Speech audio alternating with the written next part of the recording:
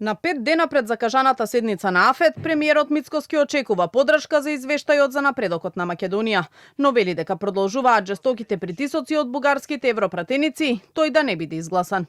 Потенцира дека голем број членови во Комисијата за надворешни работи во Европскиот парламент го поддржуваат извештајот и дека тој ја открил вистинската стратегија на официјална Софија за негирање на македонскиот идентитет и јазик. Деновиве добивам информации за повторно жестоки политички притисоци од страна на бугарските европратеници и бугарската влада дека ако биде изгласан тој извештај, внимавајте, тоа можело да ги радикализира проруските струи против проевропската сегашна бугарска влада. За нас е доволна сатисфакција што конечно на површина излезе вистинската причина и вистинската стратегија која што доаѓа од нашиот источен сосед, а тоа е, ќе повторам, создавање на сегашна македонска нација со сегашен македонски идентитет, која што го говори својот мајчин сегашен македонски јазик, а почива на бугарски корени. Откако Мицкоски пред 2 дена побара повлекување на амандманите за извештајот, а со тоа и потврда на пораките кои деновиве пристигнуваат од официјална Софија, дека Бугарија не поставувала нови услови надвор од договорот за добрососедство.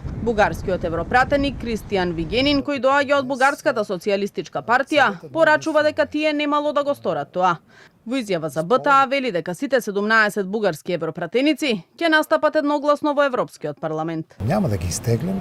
Нашата работа по този въпрос продължава. Каквито интерпретации да прави господин Мицкоски, каквито и думи да се опитва да вкарва в доклада, както и да се опитва да манипулира Комисията на Европейския парламент, има едно неоспоримо нещо.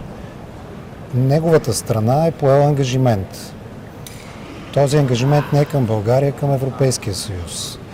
Без да изпълни този ангажимент, Република Северна Македонија няма да мрдне и крачка в посока членството в Европейския съюз. Комисијата за надворешни работи на Европскиот парламент ќе го разгледува предлог извештајот на известувачот Томас Вајц во среда на 24 јуни. Откако гласањето за негово усвојување пред 2 недели беше одложено поради интензивни политички дебати.